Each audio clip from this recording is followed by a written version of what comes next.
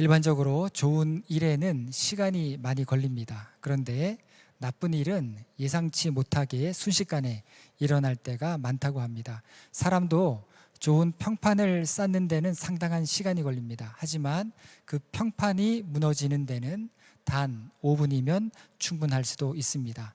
좋은 일, 또 선한 일, 또 모두가 다 기뻐할 만한 그런 일들은 조금씩 그리고 점진적인 그런 변화들이 쌓여야 하기 때문에 시간이 걸리게 되는 것입니다. 하지만 나쁜 일 같은 경우에는 눈 깜짝할 새에 어떤 일어나게 되는 그런 치명적인 실수, 또 잘못 이런 것들로 해서 일어나기 때문에 그렇게 순간 일어날 수 있는 것입니다. 여러분, 우리가 몇 해 전에 지났던 코로나19가 그랬죠. 처음에는 코로나19라고 하는 것이 무엇인지 그 이름조차 몰랐는데 전 세계가 휘청거리기까지는 채 30일도 걸리지 않았던 그런 기억이 있습니다. 그런데 이것이 세균이라는 거 잘 알고 있었죠. 지금이야 세균이 있다는 거 알고 있고 또 이 세균이 굉장히 우리의 건강을 위협한다라고 하는 거 알고 있습니다. 저도 손을 항상 자주 닦습니다. 제가 여러 차례 이렇게 말씀을 드렸지만 그러니까 정말 감기에 걸리지 않습니다. 비누로 이렇게 깨끗하게 안 닦아도 되고 수시로 흐르는 물에 들어올 때마다 나갈 때마다 이렇게 손을 닦는데 확실히 건강 관리에 좋다는 것을 알게 됩니다. 이 세균이 발견된 이후에 의학계에서는 이 세균이란 것이 질병의 원인이 된다라고 하는 것을 인정하기까지 200년이 걸립니다. 세균이 있다는 거 알고 이것이 건강을 위협한다. 200년이 걸리게 되고요. 그리고 그 소독법을 발견하기까지는 그로부터 30년이 더 걸립니다. 또 이후에 페니실린이 상용화되기까지는 다시 50년이라고 하는 시간이 더 걸렸다고 합니다. 여기 우리 약사 권사님들도 계시기 때문에 저보다 다 더 잘 아실 줄로 믿습니다. 모든 영역에서 그렇습니다. 좋은 발전, 긍정적인 발전, 뭔가 누구나 인정할 만한 그런 업적들에는 언제나 시간이 걸립니다. 하지만 나쁜 일은 어떻습니까? 나쁜 일에는 망설임이 없습니다. 미묘하지 않을 때도 많습니다. 순식간에 일어납니다. 한 인간이 태어나려면 수백억 개의 단계가 순서대로 차질 없이 진행되어야 한다고 합니다. 그러나 인간이 죽는 데는 한 가지 일만 일어나도 충분합니다. 갓 태어난 아기는 1000억 개의 신경세포가 있다고 합니다. 그리고 250조 개의 시냅스, 그리고 서로 긴밀히 연결하는 11개의 기관계, 그리고 고유의 성격적인 특징을 갖고 태어난다라고 하죠. 인간은 이처럼 어마어마하게 복잡한 그런 생명체입니다. 반면에 죽음은 너무도 간단합니다. 제가 이렇게 걸어 다닐 때 항상 이어폰을 끼고 찬양을 듣기도 하고 때로 노래를 듣기도 하면서 이렇게 걷는데, 어저께 밤에 사무실에서 나오면서 노래를 듣다가 이 해화동이라고 하는 노래, 응사인가요? 응팔인가요? 거기에 나왔던 노래 해화동이라고 하는 노래가 있는데 참 노랫말이 좋습니다. 아름답고, 그리고 그것을 리메이크해서 불렀는데 그거를 듣다가 갑자기 뭔가 생각이 나서 제가 시계를 봤습니다. 요즘에 시계가 이제 또 이제 애플워치 이게 또 다 연동이 되니까 보니까 이 박보람이라고 하는 그런 가수가 불렀는데 갑자기 기억이 나는 거예요. 얼마 전에 뉴스에 나온 것 같은데 그 가수가 그렇게 아름다운 노래를 리메이크해서 부르고 얼마 전에 급사했습니다. 갑자기 이렇게 심장계통 질환으로 어떻게 손쓸 새도 없이 나이가 30살이라고 하는데 갑자기 그렇게 운명을 달리한 겁니다. 여러분, 인간이 죽는 이유는 허망할 만큼 간단합니다. 만들어지는 거, 생명체로 태어나는 거, 이것은 굉장히 어렵지만 그 생명이 파괴되는 거, 이것은 너무도 쉬운 일입니다. 여러분, 이러한 원리를 우리가 신앙에 한번 적용해 보고자 합니다. 참 그리스도인이 되는 건 굉장한 시간이 걸립니다. 시간이 필요해요. 신앙이 자라가는 거는 복잡한 가치 체계를 새롭게 익혀가는 것과 같죠. 지식의 측면도 필요합니다. 지식의 측면이 필요하면서 동시에 그 지식이 마음의 확신이 되고 내 삶의 고백이 되기까지는 굉장한 시간이 걸리고요. 이것이 다시 내 삶에서 경험되고 경험으로 확증되기까지 또다시 많은 시간이 흐르게 됩니다. 물론 기적적인 체험을 통해서 믿음을 갖게 되는 경우도 있습니다만, 그런 경우라도 기적만 구하지 않는 믿음이 되기 위해서는 또다시 많은 성숙함의 신앙이 익어가는 그런 시간들이 필요한 것입니다. 그러고 보면 그리스도인이라고 하는 말은 굉장히 귀한 말입니다. 사실은 영광스러운 그런 말이죠. 성경에서 그리스도인이라고 하는 말은 딱 3번 나옵니다. 처음 쓰인 곳은 사도행전 11장 26절에 나오는데, 안디옥이라고 하는 지역에서 안디옥 사람들이 예수 믿는 사람들을 보면서 그리스도인, 저들은 그리스도인이다라고 부르게 됩니다. 예수님을 닮은 사람들이라고 하는 의미로 안 믿는 사람들이 별명처럼 불렀던 말이었던 것입니다. 이들의 삶의 방식을 봐도 그렇고, 이들이 다른 사람을 대하는 것을 봐도 그렇고, 저들의 성품을 봐도 그렇고, 예수님하고 비슷하다, 예수님답다, 예수님의 제자답다라고 하는 그런 사실을 확인하고 그리스도인으로 부르게 되었던 것입니다. 그러니까 이 그리스도인이라고 하는 말은 세상의 인정이었던 것입니다. 우리 스스로 그리스도인이라고 불렀던 그런 말이 아니라 세상이 인정하는 그런 말이었다 라고 하는 그런 뜻입니다. 여러분, 우리나라 사람들도 우리 믿는 사람을 보고 뭐라고 이야기합니까? 예수쟁이라고 이야기하는데, 예수쟁이라고 하는 그런 뉘앙스와 그리스도인이라고 하는 뉘앙스는 전혀 다르죠. 이 그리스도인은 영광스러운 별명이었던 것입니다. 하지만 오늘날 그 영광에 미치지 못하는 어쩌면 비그리스도인 같은 모습들이 저와 여러분 안에 있는 것 또한 사실입니다.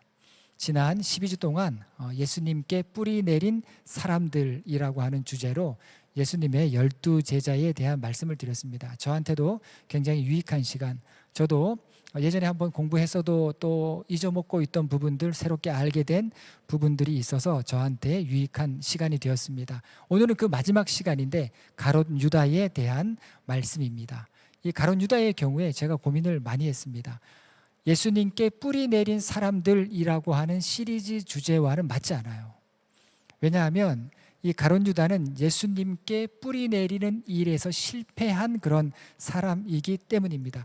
차라리 나지 아니하였더라면, 성경 말씀대로 이 가롯 유다 차라리 나지 아니하였더라면, 차라리 예수님의 제자가 아니었다라면 좋았을 사람, 그 사람이 바로 가롯 유다 아니겠습니까? 반 그리스도인의 대표격인 것입니다. 이 가롯 유다는 순간 모든 게 허물어져 버린 그런 인물의 대명사입니다. 그런데 이 가롯 유다의 모습 가운데에서 나 자신의 모습이 보여진다면, 그렇다라고 했을 때 우리가 지금 어떤 믿음을 갖고 어떻게 하나님 앞에 쓰임받는 삶을 살 수 있을 것인가를 이 가롯 유다를 통해서 우리는 다시 생각하게 되는 겁니다. 신약 성경에서 유다라고 하는 이름 흔하게 나옵니다. 6번 정도 나오고 구약까지 합치면 더 나오는데, 신약 성경에만 6번의 유다의 이름이 나옵니다. 가롯 유다가 있고요. 예수님의 형제 중에도 유다가 있습니다. 유다가 있고, 예수님의 형제 유다는 신약 성경에 유다서를 쓰게 됩니다. 그리고 사도행전 5장에 보면 백성을 선동해서 반란을 일으키는 사람의 이야기가 나오는데, 그 사람이 갈릴리 사람 유다예요. 그리고 이 사울이 다메섹에서 예수 믿는 사람들을 잡으러 가다가 광채를 보고 눈이 멀게 되는데, 눈이 멀었을 때 이 사울을 돌봐준 사람, 그 집에 거했던 집주인도 유다입니다. 또 사도행전 15장에 바사바라고 하는 유다의 이름도 나옵니다. 그리고 예수님의 제자 중에 또 한 사람의 유다가 있었죠. 야고보의 아들 유다가 있습니다. 유다는 이처럼 좋은 이름입니다. 좋고 흔한 이름이었습니다. 창세기에 보면 야곱의 아들 중에 4번째 아들이 유다인데 거기에서 유래를 하게 되죠. 유다라고 하는 이름의 뜻은 찬양하다, 감사하다라고 하는 그런 이름입니다. 그러니까 가롯이라고 했을 때 가롯은 분명히 지명일 확률이 높습니다. 그러면 가롯 출신의 유다, 가롯은 정확히 어디인지 모르는데 하여튼 어디에서부터 온 유다인데, 그 유다의 이름의 뜻은 찬양하다, 감사하다라고 하는 그런 이름의 뜻을 지니게 되죠. 이 유다라고 하는 이름이 나중에 다윗이 세운 왕국의 나라 이름이 되죠. 남유다라고 하는 그런 이름이 되고, 유대인도 남유다로부터 시작되어서 유다인에서부터 유대인이 나오게 됩니다. 그만큼 유다라고 하는 이름은 성경에서도 이스라엘 사람들에게서도 귀한 이름의 뜻을 갖고 있고 귀하기 때문에 많이 불린 그런 이름이었다라고 말씀을 드릴 수 있습니다. 그렇지만 아무리 이름의 뜻이 좋다고 한들 사람은 외형으로 평가받는 것이 아니죠. 사람은 중심으로 평가받기 마련입니다.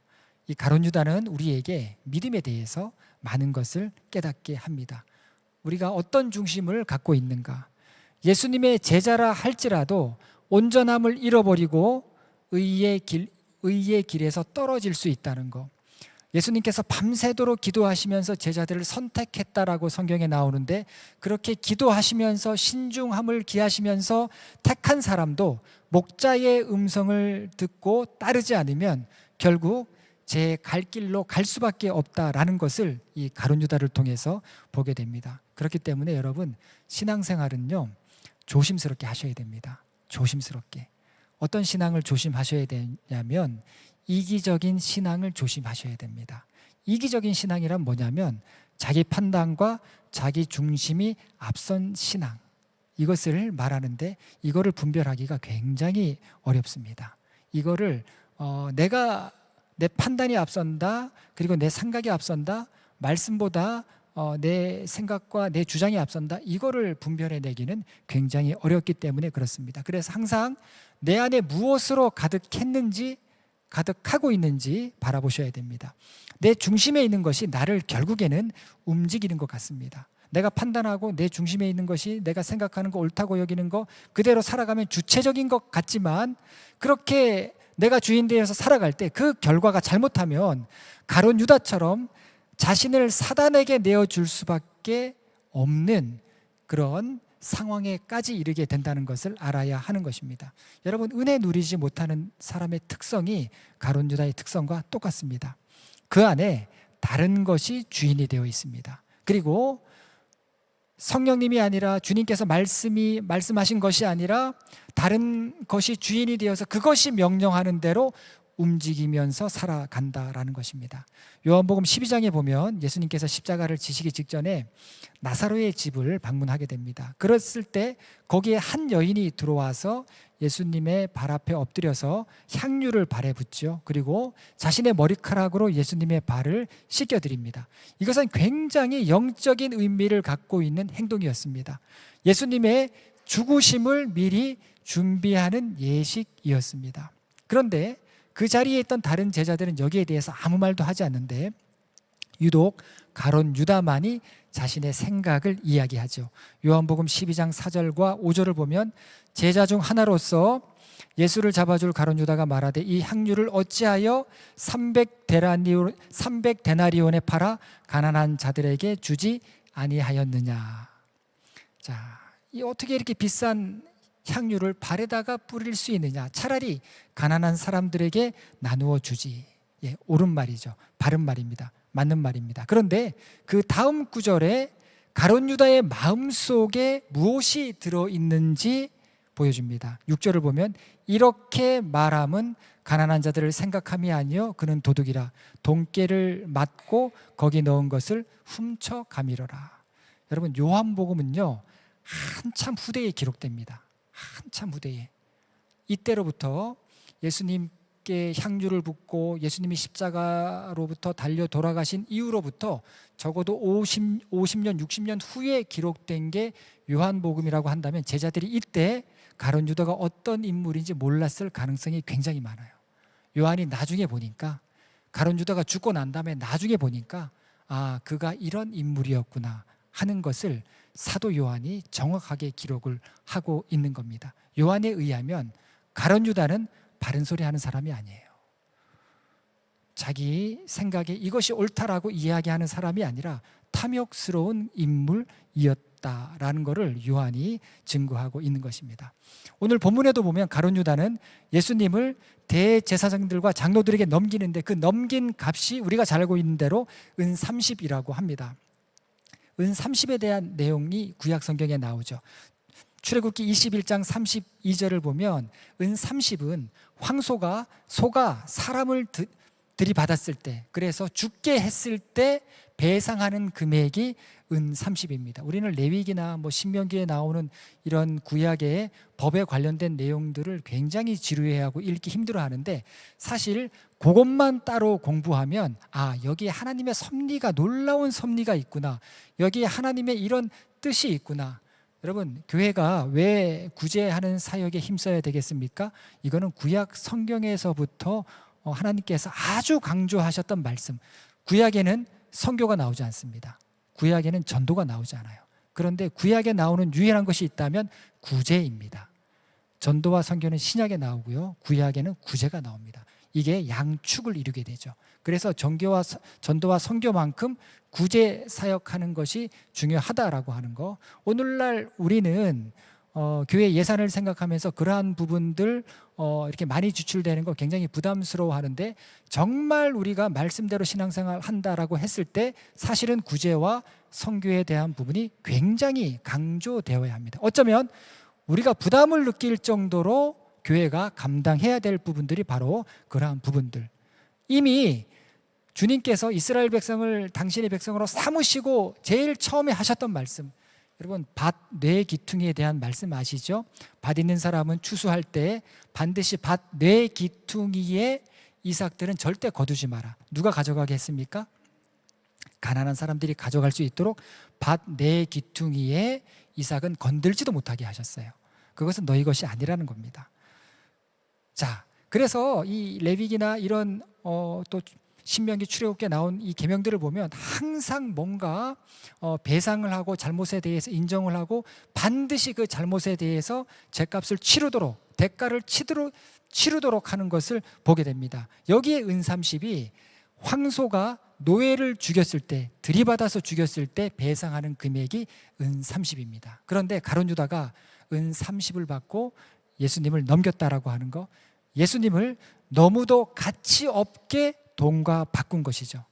여러분, 돈이 목적인 사람이 생명의 가치를 생각합니까? 돈만 보는 사람은 어떤 것도 돈보다 못하게 보죠. 돈 앞에 가족애가 있습니까? 형제 이런 거 없죠. 결국에 어떻게 됩니까? 판단력을 잃어버려요. 그리고 다른 돈보다 더 가치 있는 것들을 볼 수 없게 되는 것입니다. 제자들 중에서 유독 가룟 유다의 이야기에서만 돈에 대한 언급이 나오는 것을 볼 때 그의 중심에는 다른 제자들은 알지 못했지만 탐욕이 많이 있었다. 그리고 그것이 은혜를 얻지 못하게 했으며 결국에는 다른 사람들의 마음까지도 찢어버리게 되었다라는 겁니다. 여러분, 우리가 선한 마음이 아니고 선한 뜻이 아니고 주님의 뜻을 이루는 그런 마음이 아니면 자칫하면 욕망이 들어가게 됩니다. 욕망이 들어가게 되면요, 다른 사람들의 마음 다 찢어놔요. 가족들의 마음 찢어놓습니다. 형제의 마음 찢어놔요. 부모의 마음 찢어놓습니다. 서로 성도 간의 마음 다 찢어놔요. 예수님이 제자들이 가룟 유다 생각하면서 얼마나 마음이 아팠겠습니까? 마음이 다 찢겨져 나가는 겁니다. 가룟 유다의 이런 모습은 결국에 주님께서 공생의 기간 동안 그 갈릴리 곳곳을 막 돌아다니시면서 생명의 위협을 받으시면서 강조하셨던, 그렇게 외치셨던 하나님의 나라를 결국에는 어렵게 만들어 버린 것입니다. 예수님과 함께 3년 동안 생활하면서 수많은 기적을 보고 놀라운 역사를 체험하고 주님의 말씀을 들었지만 그 말씀이 은혜로 연결되지 못한 것입니다. 자, 그런데 여러분, 중요한 게 뭐냐면 이런 가룟 유다의 행동이 지금 저에게도 또 여러분들에게도 우리 모두에게도 반복될 수 있다는 거, 이것을 우리가 가룟 유다를 통해서 교훈 삼아야 하는 겁니다. 여러분, 역사가 반복됩니까? 아니에요. 역사는 반복되는 것이 아니라 인간의 행동이 반복되는 거예요. 인간의 어리석음이 이전의 역사에서 교훈을 얻지 못할 때 인간의 그런 행동들이 계속 반복될 수밖에 없는 것입니다. 성경의 이야기는 남의 이야기가 아니죠. 성경의 이야기는 나의 이야기입니다.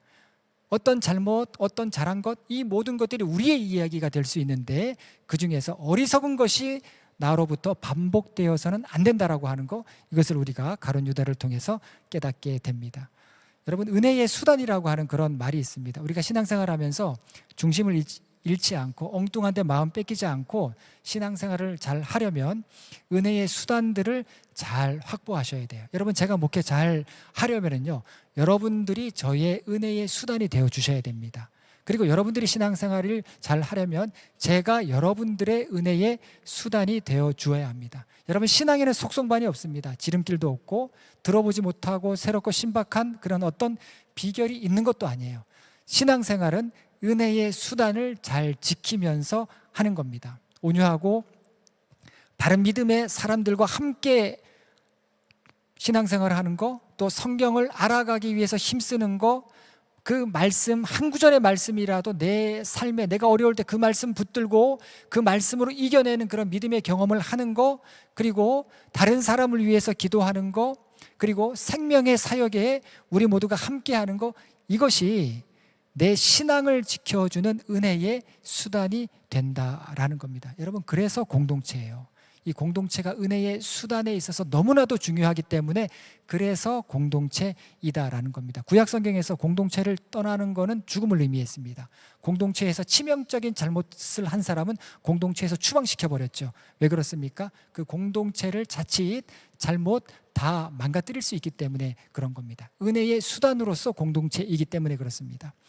여러분, 말씀을 읽고 알아가는 거 아주 중요한 은혜의 수단입니다. 제가 감사한 것은 제가 이렇게 많이 듣는 이야기 중에, 속해 이제 신방을 하고 있는데 많이 듣는 이야기 중에 성경을 같이 읽습니다. 이런 이야기를 많이 듣습니다. 참 감사하죠. 여러분, 제가 할 수 있어요. 제가 줌이든지 주일 오후든지 여러분 모이게 해서 성경 공부라든가 아니면 성경 읽기, 성경 통독 이런 거 할 수 있는데, 저의 바람은요, 여러분 스스로 그런 마음들이 일어나서 곳곳에서부터 성경에 대한 그런 마음들이 일어나기를 바라는 거예요. 왜 성경이 중요합니까? 디모데후서 3장 16절 17절을 보면 모든 성경은 하나님의 감동으로 된 것으로 교훈과 책망과 바르게 함과 의로 교육하기에 유익하니 이는 하나님의 사람으로 온전하게 하며 모든 선한 일을 행할 능력을 갖추게 하려 함이라. 여러분, 교회 일을 하는데 말씀이 없이 할 수 있어요.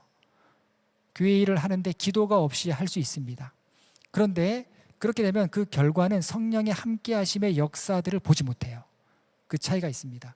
그러나 말씀을 중심으로 신앙생활하고 봉사하고 헌신할 때 반드시 거기에는 하나님의 사람으로서 온전케 됨과 모든 선한 일을, 우리 모두를 선하게 하는 그런 능력을 하나님께서 주신다라고 하는 것을 우리가 보게 됩니다. 여러분, 성경이 뭡니까? 하나님께서 하나님의 말씀을 직접 전달해 주신 것입니다.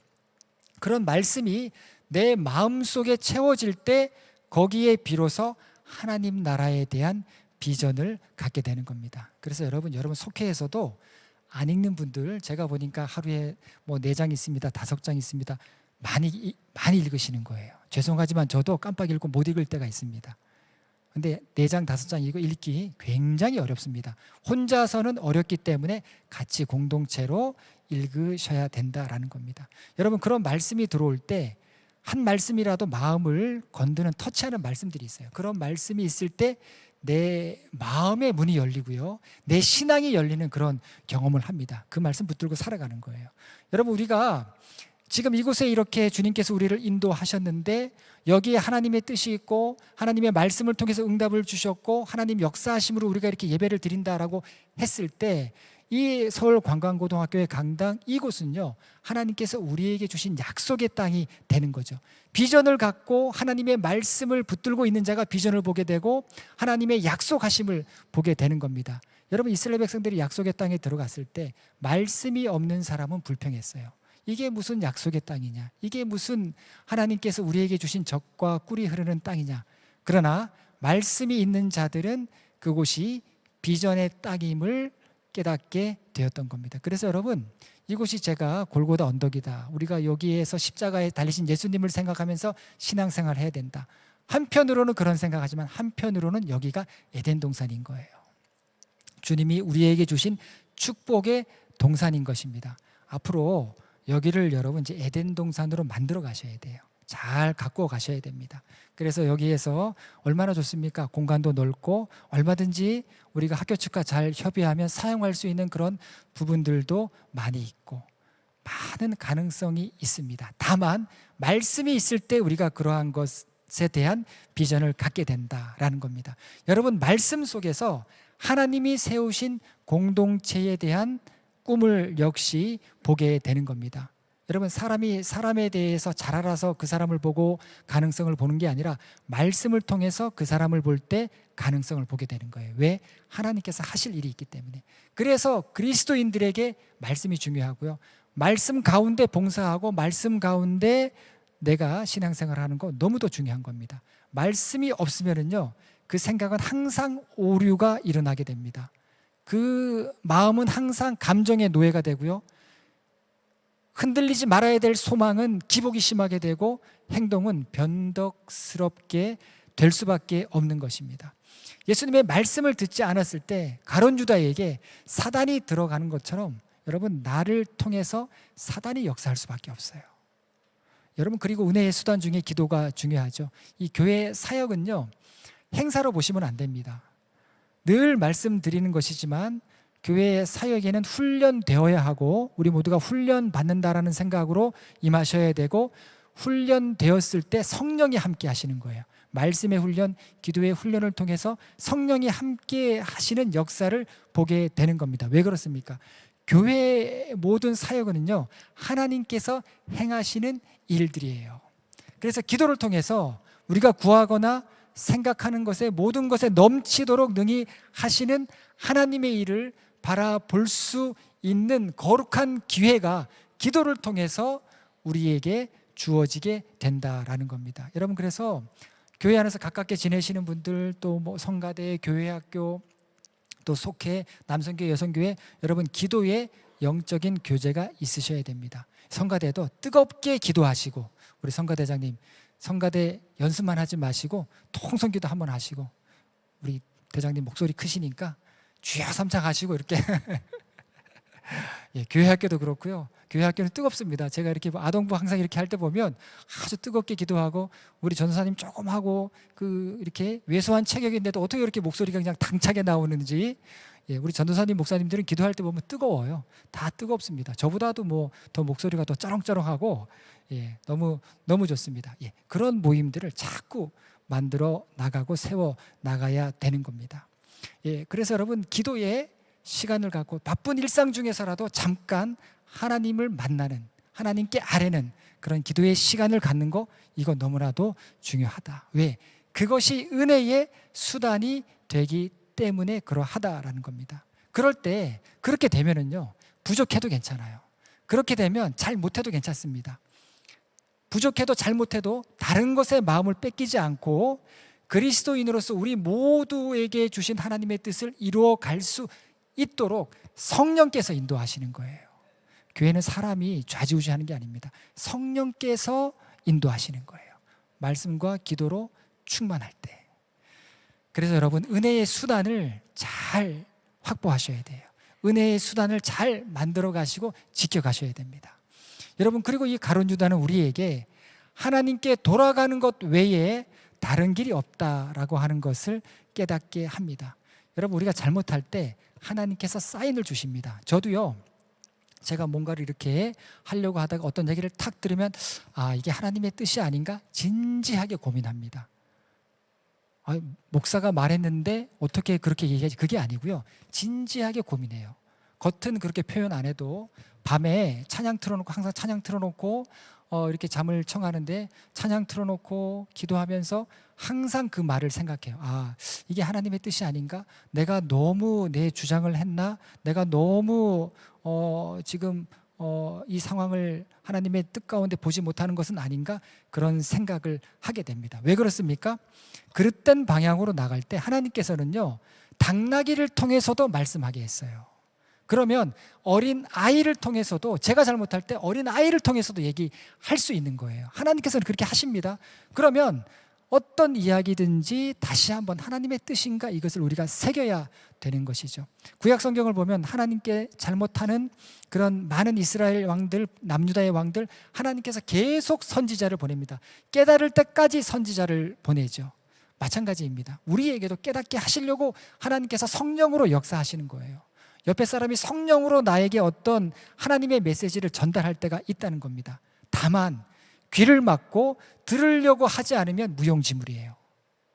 귀를 막고 안 들으려고 애를 쓰면, 용을 쓰면 예수님의 말씀도 가룟 유다가 못 듣는 것처럼 그렇게 되는 겁니다. 그래서 여러분, 이 가룟 유다와 예수님과의 관계를 보더라도 예수님께서 계속 경고하세요. 계속 사인을 주는데도 가룟 유다는 그것을 무시해 버립니다. 첫 번째 경고는 세족식 할 때 예수님께서 가룟 유다에게 경고를 하죠. 예수님께서 제자들의 발을 씻기시는데 이 베드로는 이 예수님을 향한 뜨거운 마음은 있었는데 예수님의 마음은 헤아리지 못해요. 행동대장은 잘하는데 예수님께서 이런 의도를 갖고 계시는구나, 잘 살펴야 되는데 그러지 못하죠. 예수님께서 발을 씻겨주시니까 베드로가 예수님이 어떻게 우리 더러운 발을 씻기십니까? 이러시면 안 됩니다. 우리가 예수님 발 씻겨드려야죠. 막 이렇게 나서는 겁니다. 그랬을 때 예수님이 내가 너를 씻겨주지 않으면 나와 아무 상관이 없다라고 이야기하니까 또 그 말의 의미도 모르고 예수님 그러면 우리 손도 씻겨주시고 우리 머리도 감겨주세요 이렇게 이야기합니다. 그러니까 예수님께서 이미 목욕한 자는 발밖에 씻을 필요가 없다 하시면서 하시는 말씀이 너희가 다 깨끗하다 그러나 다는 아니다. 요한이 이 상황, 예수님께서 하셨던 말씀을 또 수십 년 지나서 해석을 합니다. 뭐라고 해석합니까? 요한복음이 그래서 놀라운 거예요. 다른 복음서들은 그냥 사건을 나열했거나 사건을 기록했거나 예수님이 하신 말씀을 그대로 기록했는데 요한복음은 자기 해석과 나중에 알려진 사실을 기록했는데 요한이 뭐라고 하냐면 자신을 팔자가 누구인지를 아시고 그런 말씀을 예수님께서 하셨다. 자기 기록을 남겨놓습니다. 두 번째 경고는 식사를 하면서 너희 중에 하나가 나를 팔 것이라. 이거는 폭탄 선언이죠. 더 강하게 예수님께서 말씀하셨을 때 제자들이 다 놀랍니다. 그러면서 나는 아니죠. 나는 예수님을 팔 자가 아니죠. 그렇게 이야기할 때 한 사람은 침묵하고 있었죠. 유다는 침묵했던 겁니다. 세 번째는 이제 상황이 너무 이상하게 되어가니까 베드로가 또 나섭니다. 요한에게 우리 중에 배신자가 누구냐? 우리 중에 지금 나쁜 일을 꾸미고 있는 사람이 누구냐라고 베드로가 요한에게 묻습니다.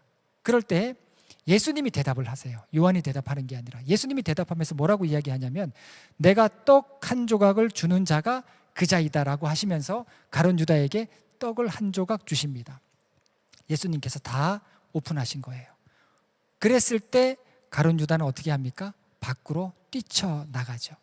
그 순간을 가리켜서 누가복음도 그렇고 요한복음도 그렇고 뭐라고 이야기하냐면 사단이 가룟 유다에게 들어갔다. 그때 성령이 역사하는 마음으로 가룟 유다가 그의 마음을 채웠더라면 예수님 앞에 무릎을 꿇어야죠. 그런데 사단이 주는 마음을 갖고 뛰쳐나가는 가룟 유다를 보게 됩니다. 여러분 가룟 유다가 배신자이죠. 왜 배신자입니까? 여러분 혹시 믿었던 사람들에게서 배신을 당해본 그런 경험들이 있으십니까? 돈을 떼었거나 저희 부모님이 보증을 잘못 쓰셔갖고 사촌 형님한테 평생, 그러니까 이제 저희 아버지는 사촌 형님이니까 뭐라고 말씀 안 하시는데 저희 어머니는 평생 아주 고통받는 거를 제가 봤습니다. 그래서 절대로 보증 쓰면 안 된다. 하여튼 그 사촌 그 형님에 대해서 하여튼 얘기하시면서 평생을 그렇게 고통받는 그런 부분들을 봤는데 이 배신의 경험이에요. 사실은 믿었던 사람한테 그런 배신을 당한 거죠. 여러분 배신을 당해본 경험이 있을 수도 있지만 배신자라는 소리를 들어보셨어요? 예, 저는 들어봤어요. 저는 배신자라는 소리 들어봤습니다. 마음이 굉장히 쓰립니다. 누군가의 소신 있는 선택은 다른 사람이 볼 때 배신의 딱지가 돼요. 그런데 사람과 사람 사이에서 이 배신이라고 하는 말이 어떤 경우에 쓰이는가 보게 되면요, 선택지가 없어요. 선택지가 2개밖에 없는 경우에 그런 세계에서만 사용 가능한 단어가 배신이죠. 선택지가 2개밖에 없는 세계에서는요, 그러면 서로 배신자일 수 있어요. 이게 인간관계에서의 배신입니다. 가룟 유다의 경우에 예수님을 잡으려고 다른 사람들을 데리고 예수님께로 가룟 유다가 다시 돌아오죠. 돌아와서 어떻게 했습니까? 예수님의 입에 볼에 입을 맞추죠. 내가 볼에 입을 맞추는 자가 예수님이다. 그런데 대제사장들이나 로마 군인들이나 예수가 누구인지 다 알고 있었어요. 가룟 유다가 볼에 입을 맞추지 않아도 누가 예수인지 다 알고 있었는데 가룟 유다가 입을 맞춥니다.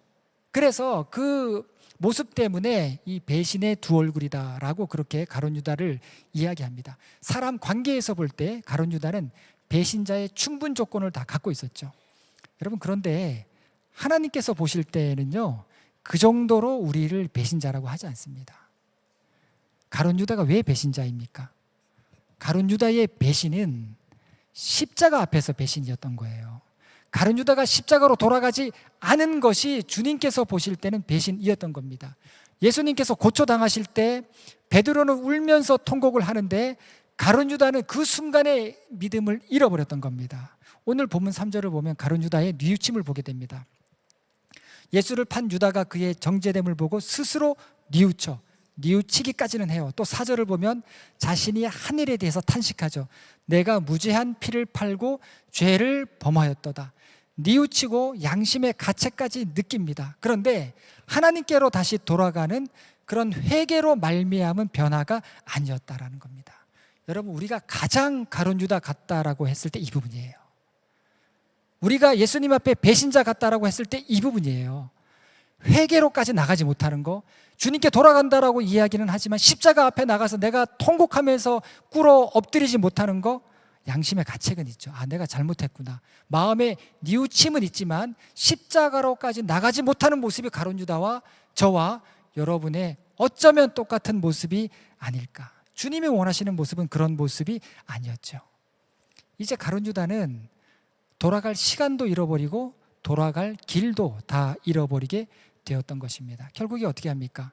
그가 받은 은 30을 돈 주인에게 도로 가져가요. 대제사장들과 장로들에게 도로 가져갑니다. 그런데 이때에도 돈 주인에게 그 은 30을 가져갔어야 했던 것이 아니라 자기 생명과 영혼의 주인이었던 예수님의 십자가 앞으로 그때라도 갔어야 했던 것입니다.